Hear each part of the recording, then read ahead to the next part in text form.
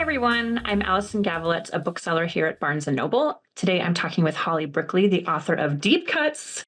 This is our Barnes & Noble exclusive edition. I love it.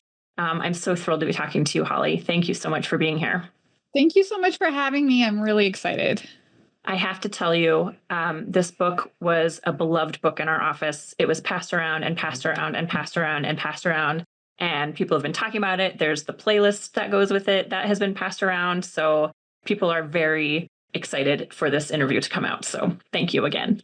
Oh my gosh. That's just so thrilling to hear. That was a lot of passed arounds. Yeah. So how did you come up with the idea and the ability to weave together so many songs throughout the book? Because you do it in a very thoughtful, not trite way. I've read other books like this and you're like, we get it. I know that you know music, but the way that you do it is so thoughtful. And I really admire that in the book. Can you talk about that? Yeah. So I don't really think I am one of those people who's like knows music really well. Like I'm not that kind of expert who's interested in showing off, or I don't know, whatever the more positive slant on showing off would be. Kind of collecting knowledge about music. I actually am really interested in how a specific song can shape your emotions and your day and even the choices you might make in your life far more than I am interested in sort of a broader understanding of the musical landscape, of who's out right now and whether their early stuff was better. That's not me. And those people actually tend to intimidate me. So at the same time, I love music and I love music books. I read High Fidelity a dozen times when I was a teenager. And so I always wanted to write a music book, but I think it just came naturally to me that it wouldn't be that kind of music book where you'd be saying, I get it, music. Because I just know what I like, and how it makes me feel. And that's what I wanted to write about. That's so interesting because the way that you write about it, you are very knowledgeable. Like even it's the conversations between Joe and Percy where it's like this best album and this best thing. And is this a good song or a good track? And yeah, it was very knowledgeable. Well, it's not. Yeah. Okay. I should just accept the compliment. It feels I'm knowledgeable about the things I like. Sure. And so when you're writing a novel, it's very easy to just focus on the stuff you know about, which is what I did. Yeah, that's true. You're in complete control of that narrative. Exactly. Yeah. Yeah. And also speaking to that, I love the little winks that you put in, like without naming groups. You were like, oh, there was this rap group that we saw outside that later on added a female member to it. And they had all of these hits. And I was like, oh, I know who that is, I think. There were just lots of little winks throughout it where you didn't particularly name it, but it was very fun. Yeah. All these little Easter eggs. Oh, yeah, that's fun. I wanted it to be sort of accessible to people who maybe don't know, that the Black Eyed Peas had this earlier era. So I was kind of trying to just, do it in a way where it would still work if you didn't know that stuff. Yeah. Right off the bat, I noticed that Percy felt an intimacy with Joe because she knows him as Joey through school and her roommate's boyfriend calls him Joey, but she only ever says Joe, which is a very familiar thing to do. Was that your intention? Can you speak about that? Yeah. Oh, that's an interesting way to put it, that it was an intimacy. I think it was. I mean, I think there's an attraction between them that feels instantly intimate to both of them. I also think that, Percy's a critic and Percy fixes things and has a strong sense of confidence in her opinions, though has lots of issues with confidence in lots of other areas of her life. So right away, she's just like, no, that's not the right name for you. You're not a Joey. I'm going to call you Joe. And so that's what she does. And I think he doesn't push back because he very quickly kind of respects her opinion. Yeah, I was thinking more about that, but I think you're right that it is an intimacy of sorts to rename someone. Yeah. Because names are so personal that if you just call somebody a different name, and sometimes they can be offended by it, but you're right. He was just like, oh, he didn't even blink an eye and never mentions it. So he just, takes it and eventually people call him Joe and like starts kind of a whole new personality for him almost. Yeah. Totally. We first learn about Percy through the drafts of her Surf's Up album or article, that she writes for Ringfinger, which I love and is such a brilliant way to have told that background. And it continues throughout the book and among other articles. How did you choose to do that? And what is it like to write like that? Because it's a very interesting thing to like write about a character's self, not just their internal thoughts, but like their experiences, but as they're telling it, but as you're writing it. Yeah, it was I had other articles in the book. There was I had written a complete draft where there wasn't the Surf's Up and Neutral Milk Hotel, King of Carrot Flowers are those articles, which essentially are backstory, were just flashbacks. They were full on flashback chapters. I did have these other articles throughout, just a few scattered. But I just had these two flashback chapters, which I just wrote because I knew that we needed to know a little bit about her backstory. And then by the time I was finished the book, it was like, I never do that again. You know, it felt a little awkward that there was these two flashback chapters. I thought that the book would be more of that kind of nonlinear narrative. It didn't go that way. And so I just had this idea, like maybe I could make them articles where she tries to get really personal. And then it just kind of came out that way that, you know, the personal nature of it made her very uncomfortable and she never shows anyone. But it was a really fun way to write because of what you're describing, where it's her backstory, but it's also the backstory that she is shaping into this sort of narrative that she arrives at through the music, which makes sense for her because that's just kind of how she processes music and how she processes her life. Yeah, I thought it was very clever, especially because it was like all of the drafts. Like it wasn't just one article. It was like, oh, the drafts. And there were, several drafts for the one article. So within each draft, there was just more information. So it was also just a really quick way to learn about a character in a very fun way that wasn't like pages and pages of backstory. I thought it was very clever and I really, really liked it. Thank you. Thank you. I was really excited with that when I came up with that. So I'm glad to hear it worked. Yeah, it was cool. And I think it's so interesting because it also at the same time you learn about Percy, but then you learn about her background, but you learn about her as a person where she's like, this is too personal. And in the end, she doesn't end up writing it. And I felt a little sad when I read that on her behalf because I was like, these articles are so good and they're not too personal. But she's just that person. And I think it also explains a little bit why she's a music critic, and is very critical because you don't have to tap into yourself when you get to critique other people, and if she had written those articles in a very personal way, I think her life and writing career would have gone in a very different way than the way that it did. Yeah, I did think about that arc for the book, where she ends up becoming this kind of confessional writer. But I didn't think that was who she was in the end, it really wasn't. And, then it becomes one of those books about a writer and Percy loves music, and that's more what she ends up, studying and devoting her life to, and understanding that she does have a sort of talent in it. But yeah, I know it does feel like at that moment, like you're also really good at this, honey. Yeah, it's an amazing talent to be able to kind of. She's a writer, so anything she writes is going to be great. But anyway, I thought it was very clever. And in that same Surf's Up article, she says, quote, "I could live on the way that music made me feel. Its endless unfurling of emotion and possibility, like a private magic carpet I could ride into my future."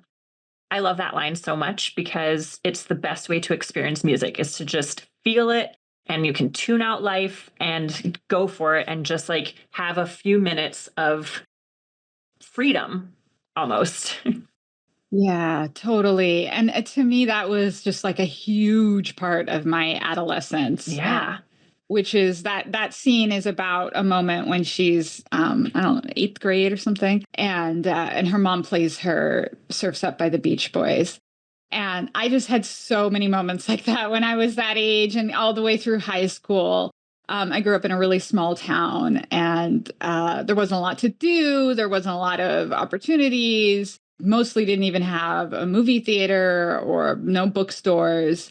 I just had so many moments like that where I just felt like I could see my future beyond this town. Like the song was this portal opening up into my future. And I tried to use that imagery throughout the book.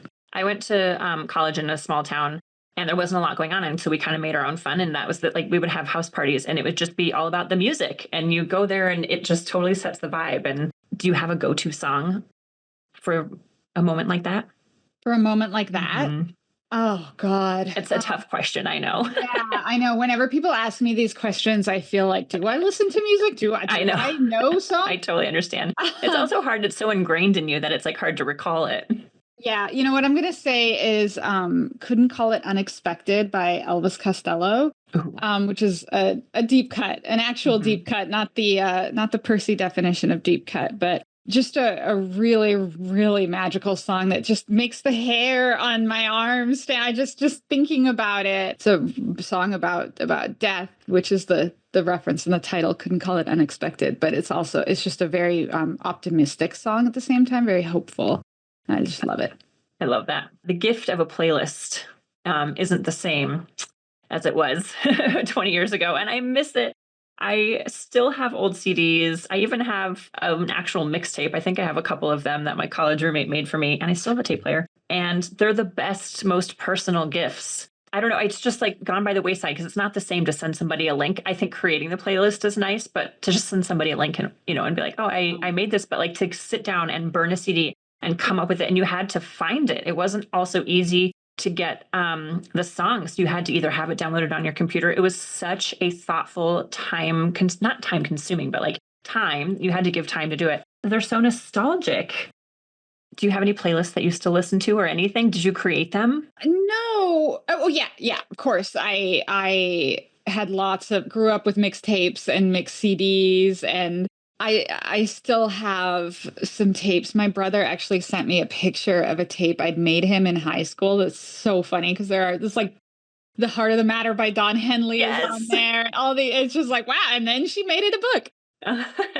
So yes, but did not, what I thought you were asking for a minute was if I did it while writing this book. Oh. And I didn't. I don't write while I listen to music, and I don't read while I listen to music. I wasn't thinking about this book as ever having a playlist. And now that there is this playlist associated with the book and it's being passed around, it's very funny to me because the songs on that playlist were chosen for the book. It's not, it doesn't follow like the high fidelity rules for like a playlist. It's not like my playlist for the world or something. The songs help tell the story. They're all songs I love, fortunately, but they were chosen for the book and they were meant to exist in the world of the book. So I'm adjusting to that playlist kind of being its own thing. Is the playlist in the book music? Obviously it's music that you know and you're familiar with. You wrote about it, but is that kind of your music style, or do you have other music? If you're just Holly listening to music, what kind of stuff do you put on? That's my music. It is, yeah. Yeah. This book was like a complete passion project. I did no research. I didn't write about anything I didn't want to write about. All this, it's my taste completely. Yeah. Yeah. I love when I read a book and it does talk about music in a certain way, and then I have to stop reading and go play that song because it just sets such an environment in the scene of the book. And your book did that a couple of times. I think sometimes on purpose and sometimes not on purpose, but and so many songs that honestly I wasn't familiar with. Like the Interpol New York City, where you're like, you either love it or you don't know it. I was like, I have heard of them since, but I did not know that when it first came out. So it was a really fun way to also be introduced to music that, again, some I knew and would have to be like, oh my God, I never knew that about that song. I have to go listen to it while I'm reading this and put it on and like hear the Leonard Cohen story or, that kind of stuff. And then others that I was just like, what is this song? I've never heard it. Let me go experience it. So it's a really fun, kind of distracting way sometimes, not in a bad way, but like to be sitting on the subway and like, I can't listen to that song right now. I'm reading it, but I love it when books do that to you. Yeah, some people told me it took them longer to read because they had to keep stopping and listening to music. And then I think other people don't feel that need. I hope that the book kind of stands on its own It without does. knowing those songs or maybe even listening to them. But yeah, I think that's a really beautiful thing. I have a friend who isn't a reader, but he wanted to read my book, and so I gave him a galley. And he has ADHD. He's not a reader for a lot of reasons. But he created this system where he read a chapter at a different cafe all over the city.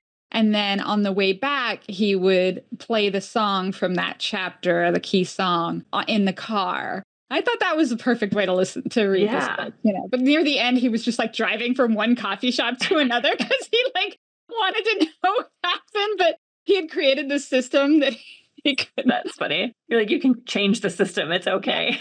Yeah, That's very funny. not Trey. The threesome of Zoe, Joe, and Percy, I think, is such a true example of friendship at that age. College is kind of when all you have is time. And you find these friendships where all you want to do is spend time with them. And you can, because it's the only time in your life that you have not actual responsibilities as you're about to, and there's no parents looking over your shoulder for the most part. And it's the best, and it can be such a safe community. And can you talk about their friendship?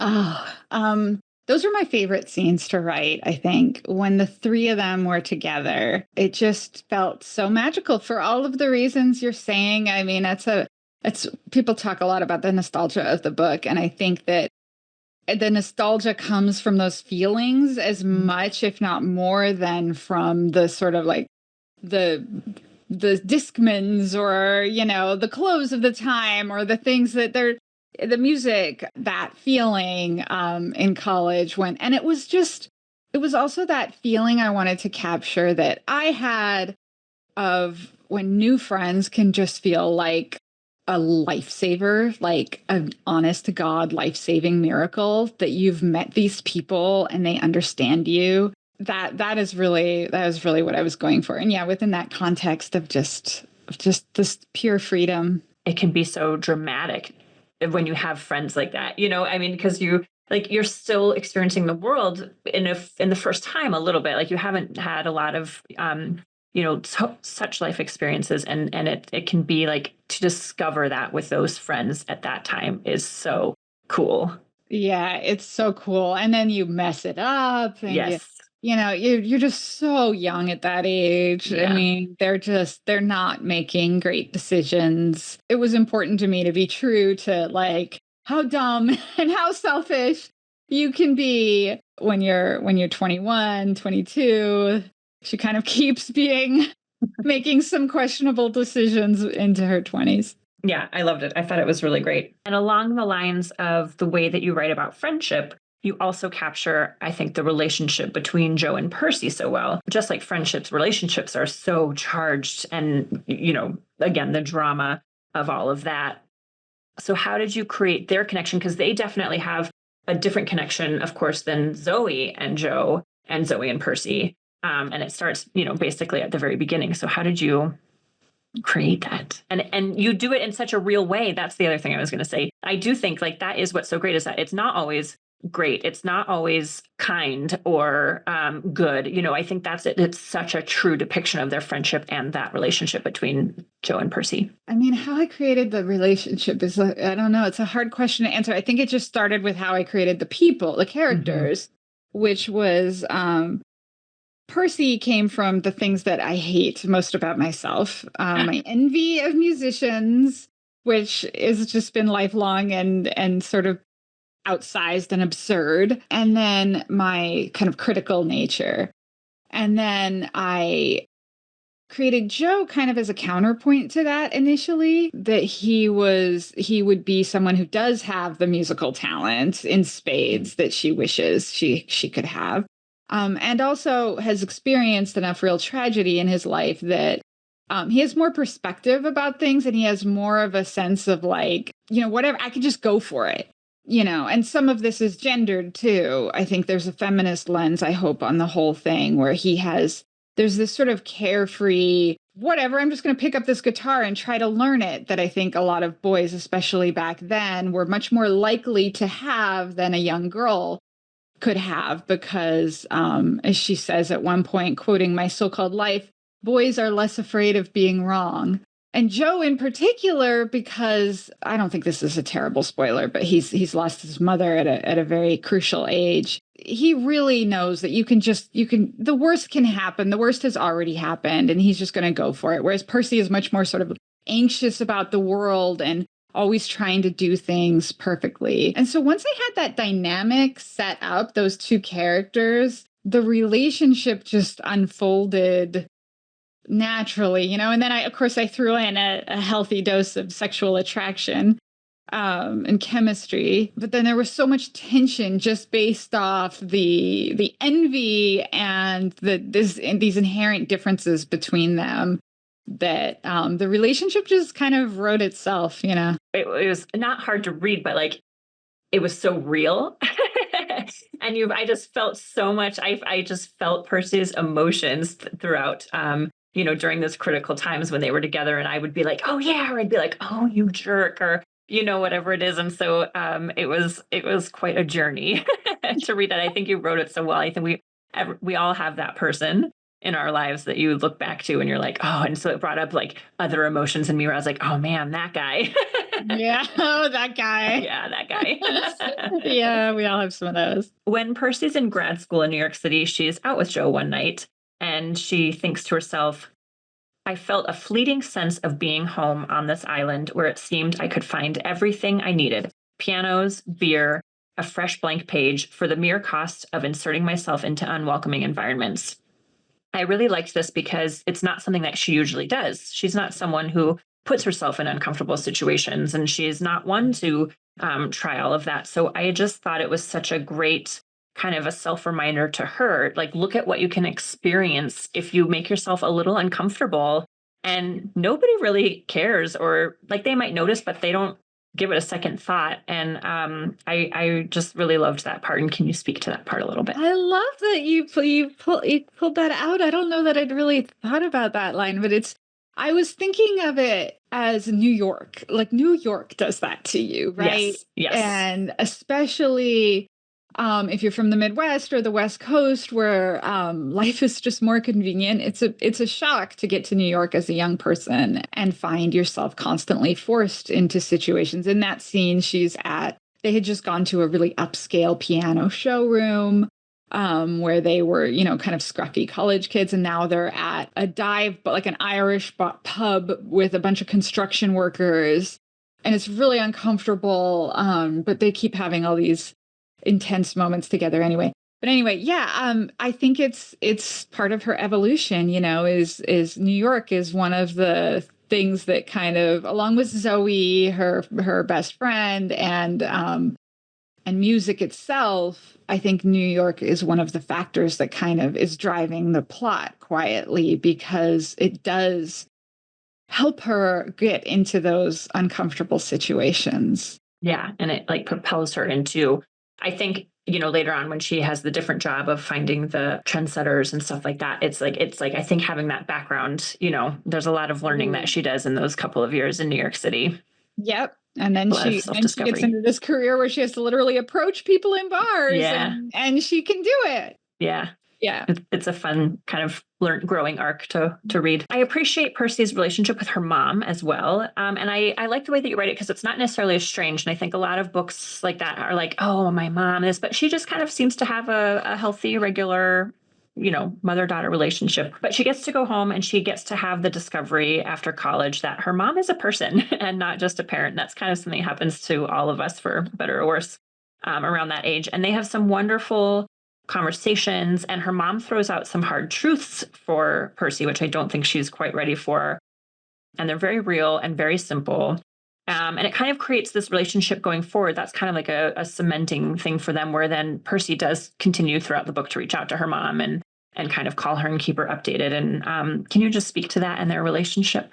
Yeah. I mean, to me, the relationship was fraught a bit. I think she does that thing that we do in after college, where you've learned enough about psychology that you could blame everything on your parents. Yes. And her mom kind of stands up to it and says, like, look, this is I had reasons, and you're right. It is a very healthy, it is essentially a good relationship that they have, and they can be really honest with each other. But her mom is also a very critical person with very high standards, as Percy has, and there is some truth to it that made that hard for her to be the kind of freewheeling, go for it kind of artist that Joe can be. So I was trying to do that in that scene, to really to show that, but also, do it in a way where it wasn't all her fault, and it wasn't estranged, and it wasn't that hasn't been true to, I think, a lot of myself and my friends' experience. A lot of people in our generation had, I think, pretty good relationships with our parents. And so, but it doesn't mean that there aren't things happening there.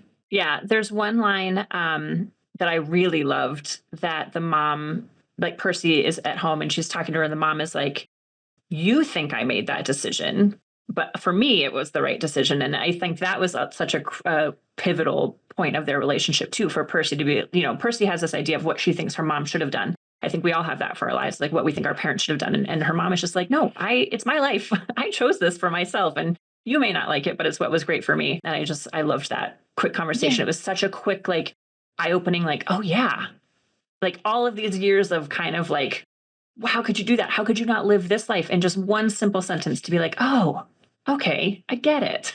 Yeah, totally. Her mom was happy. Like, it was like it had never occurred to her that her mom liked this life that she had in Indiana. And then I think that it was also part of that scene was getting to the point where the mom does eventually admit, the one thing I miss about that life I gave up is my female friendships. Mm-hmm. And that was an important catalyst for getting Percy to resuscitate a female friendship that was very important to her that she had ruined. Yeah. And I think there was another part where she was talking about her experience with, Percy has had some experiences, and then her mom at one point is like, "Oh, this experience with these conductors, like, that's what you think I'm missing? You think I gave it all up, but this is actually what the experience was." And I think also that was so eye-opening for Percy as well, to be like, A, I'm not alone in this.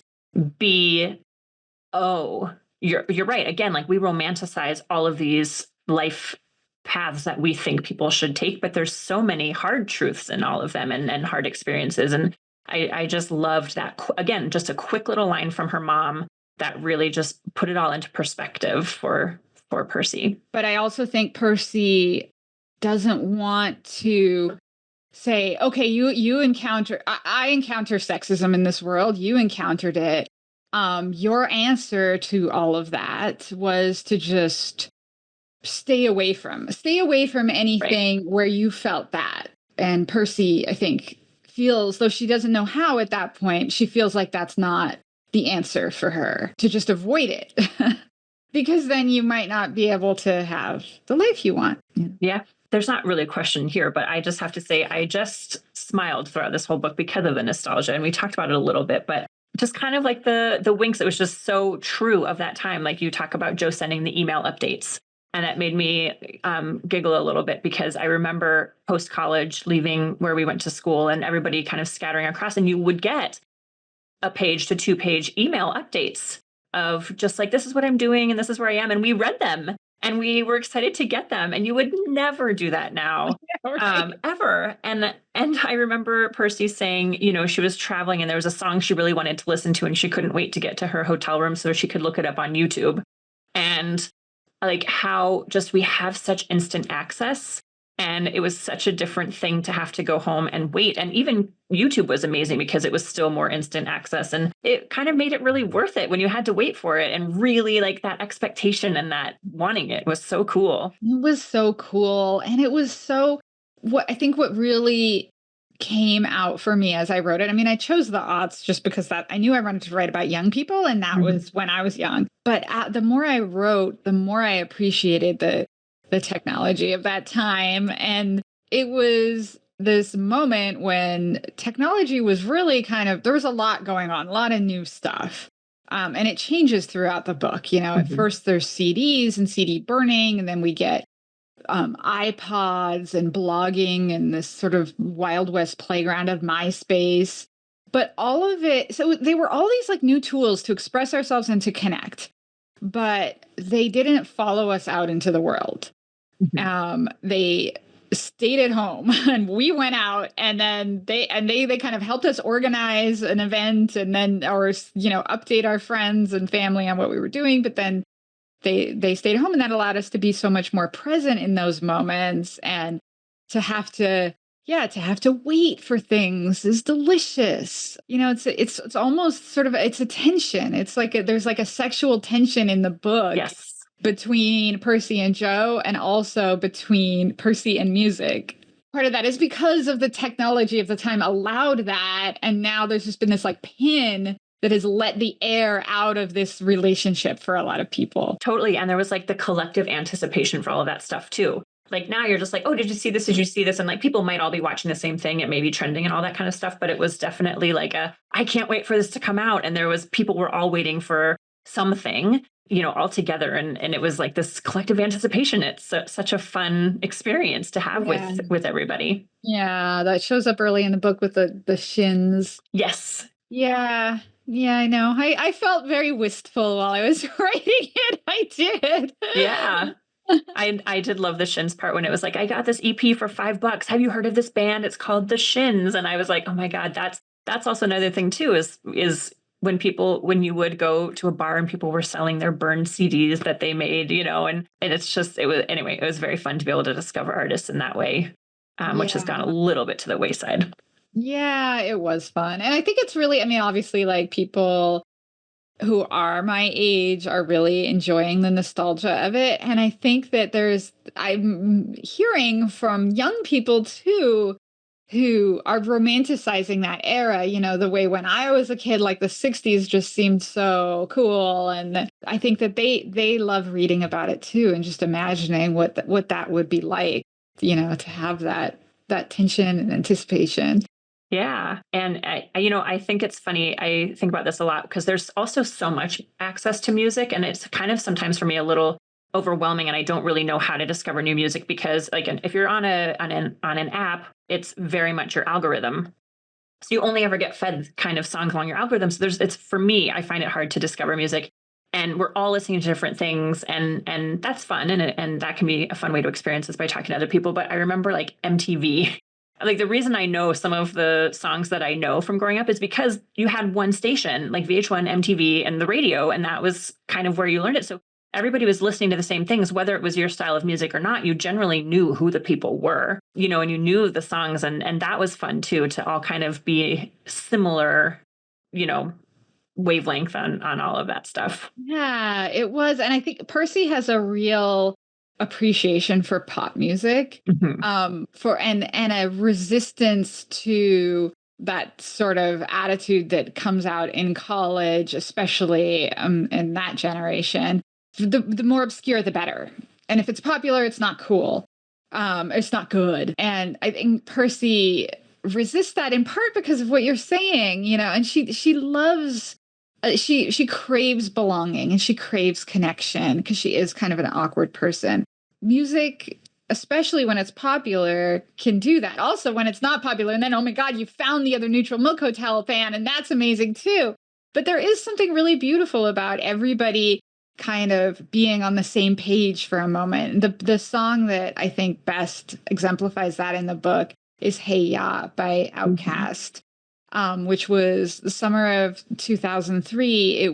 It just was everywhere, and everybody loved it. I mean, you couldn't find somebody who would be bummed if that song came on. That would be impossible. And so yeah, I was looking forward to that. I was like relishing that the whole first half of the book. Like, I'm going to get to Hey Ya. It's going to be great.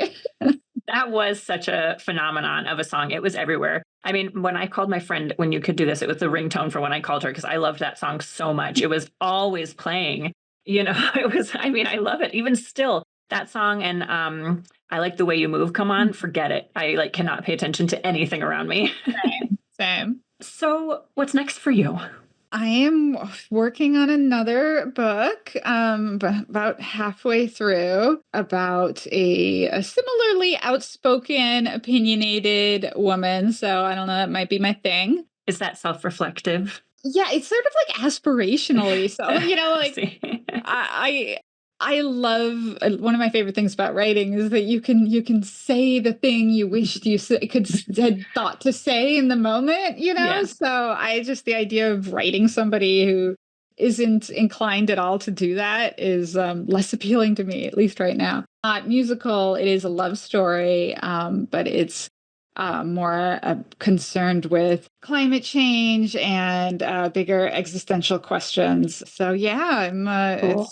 it's I don't have the pitch yet. It's still forming, but I'm so grateful to be in a position now where I can write it and I can feel like maybe people will read this one. People will. And that's just such a new feeling to me. Yeah. That's so exciting. Yeah, when I wrote Deep Cuts, I genuinely thought that this was going to speak to me and my husband and like 20 of our friends, and it was going to be a fun thing that we would pass around. Like that's what I Yeah. thought would happen. So When did you start writing it? I started writing it in January of 2022, Okay. and I had mostly finished it by that time the following year. I just was completely obsessed with it. I had the time of my life. Became very difficult for me to do anything else. Yeah. That's so fun. That's how you know it was meant to be. I guess so. I Yeah. guess so. I'm feeling that way about the new one too. I think that's just my process. Like I could go years without writing, but once I start, it's just my favorite thing. It's my favorite thing to do. So yeah, I have to remind myself that I have kids. I have a life. I need to shower. I need to eat. But that's nice because so many writers say that they don't like the process of writing. They're happy after and they're happy before. So it's nice that you enjoy that part of it. I used to feel that way. Mhm. For me, I can only speak for myself, but for me, I think that was because I wasn't writing the right thing. I wasn't really writing what I wanted to. I was writing this kind of, I got an MFA at Columbia and I became very enamored of these Sigrid Nunez and Christine Scott and these very, genius highly literary writers. And I love that. I love the musicality of a sentence. And I wanted to play in that sandbox. But it wasn't really me. And I spent a lot of years kind of plugging away at that. And I think I hope that I brought a little bit over from those years into this new incarnation of my writing life. But it's way more fun for me to tell a story, to set up a really dynamic, engaging, readable, accessible story, and then try to do it, and with as much literary merit as I can muster. We do work for a bookstore, so I have to ask, do you have a favorite book or any favorite recent reads? Mm.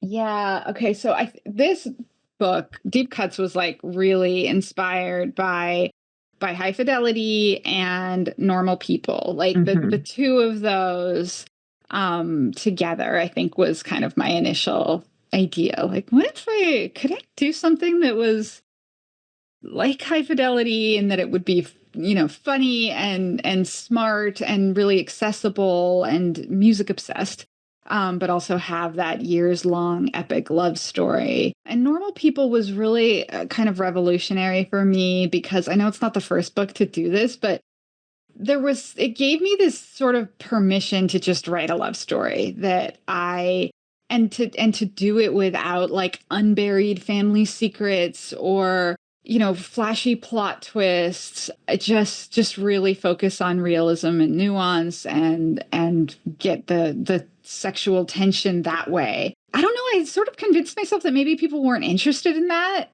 And then that book was so huge and I loved it so much,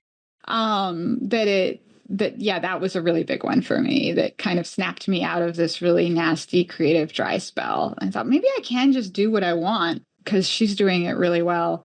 And it's working.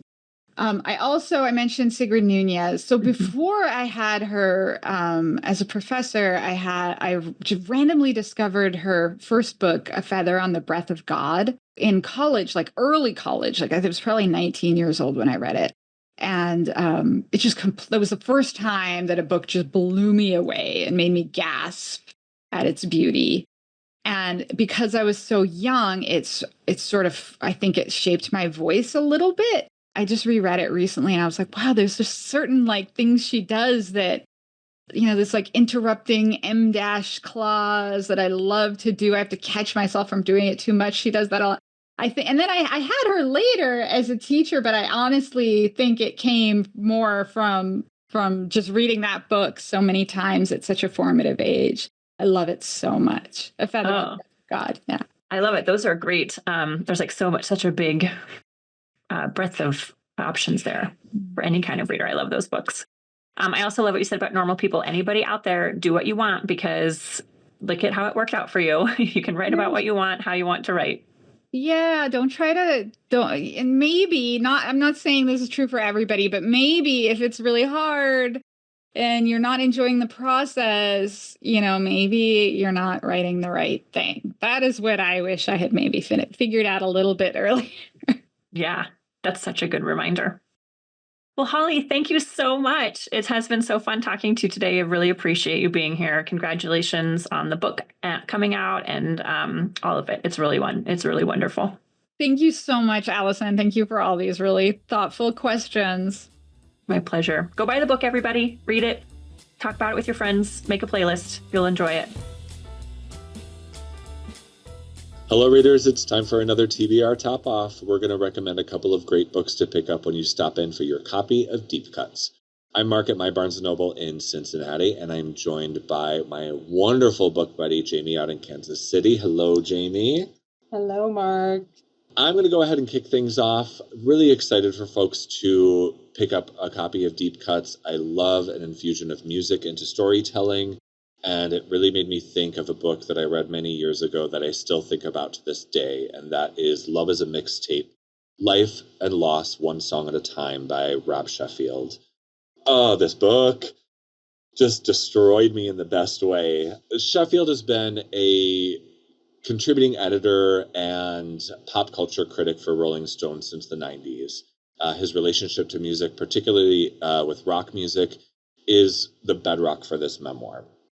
He talks about his coming of age musically, and how music really infused all the choices that really drove him and his sensibilities, and how it introduced him to one of the great loves of his life, Renee. These two met in college and were both music obsessives, and their mixtapes were legendary.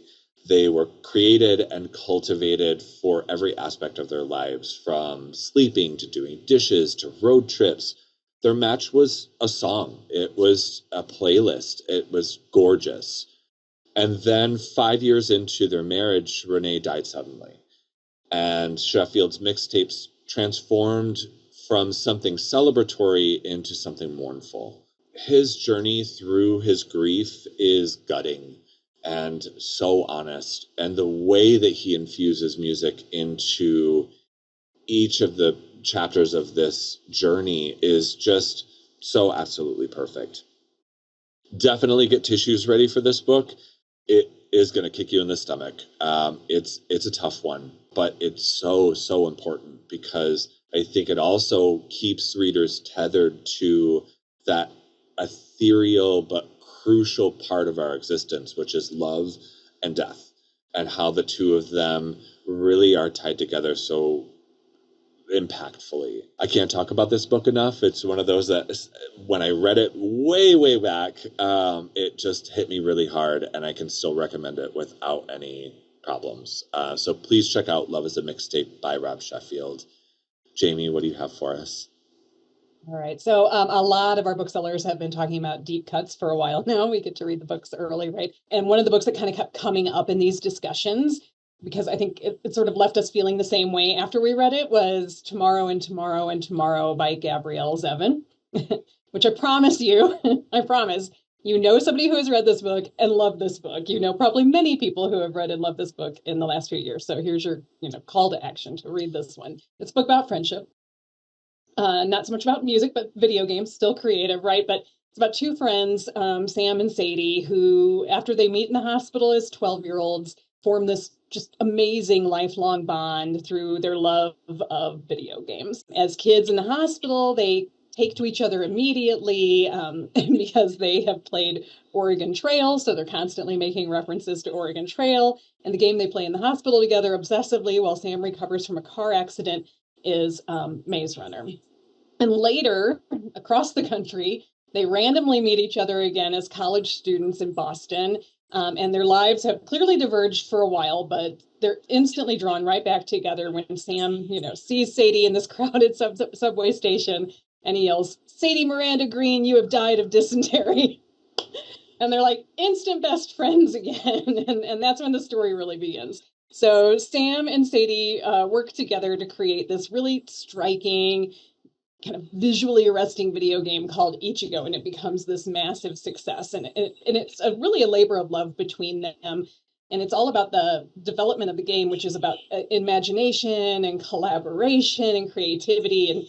And I swear you don't have to be a gamer yourself. You don't have to know anything about video games to find the development of Ichigo fascinating. And then outside that, you're seeing them form this bond that is not traditionally romantic, but it is still just as intense and supportive as a romance is. These characters just seem like such real people. They have flaws, they have growth, they have setbacks. Sam is carrying the physical trauma from his accident as a kid alongside his mother's death when he's very young, and his experience as a Korean American kid who's sort of growing up feeling like an outsider. Sadie's just brilliant and full of passion and attitude, and Sam is more introspective and a little brooding, and they're as prone to giggling as they are to screaming at each other. Sometimes they're inseparable. Sometimes they're really kind of cruel to one another, but they're really committed to exploring their creative life together from two really different perspectives. And there's no doubt that they're in it for the long haul either. Their emotionally, deep and platonic love is really at the heart of this story. And I just want to talk about the mood for a second, because I think this comes across in Deep Cuts too, that this mood is like retro, nostalgia, good times mixed with longing and real joy and creation. Even when terrible things happen in this book, and terrible things very much happen in this book, you're going to leave this read with a smile on your face and a really abiding love for these two and honestly for the fictional worlds that they create, not just for them, but for their games. I absolutely want to play Ichigo, and I absolutely want to play their crowning achievement game, Pioneers. I don't want to give any endings away, but the story is going to make you want to wrap Sam up in a never-ending hug. It is so good. It's friendship, love, creativity, these lifelong bonds we form as kids, and these favorite people who become our, I think Sam calls Sadie his one and only. They're at the beating heart of this book. It's just a must-read. So multiple thumbs ups. That is Tomorrow and Tomorrow and Tomorrow by Gabrielle Zevin. Yes, 100% yes. It is my favorite book to recommend about the relationship of friends, and a book about best friendship and what that can look like and how rocky that can be, and infused with something that allows for a creative flow to take place. It's lovely. Nice pick. Not a surprise at all coming from you. But that is all we have for today. Thanks so much for tuning in to Pour It Over. Please make sure to give us a rating and subscribe so you don't miss any episodes. You can also follow us on our socials at Barnes & Noble. Pretty simple. I'm Mark. You can follow my home store at BN Westchester. Jamie, where can we find you? I'm Jamie. You can follow my home store at BN Plaza KC. All right, everybody. Thanks for tuning in. Happy reading. Bye. Bye, Mark. Thank you for listening. Pour It Over is a Barnes & Noble production. To help other readers find us, please rate and review the show wherever you listen to podcasts.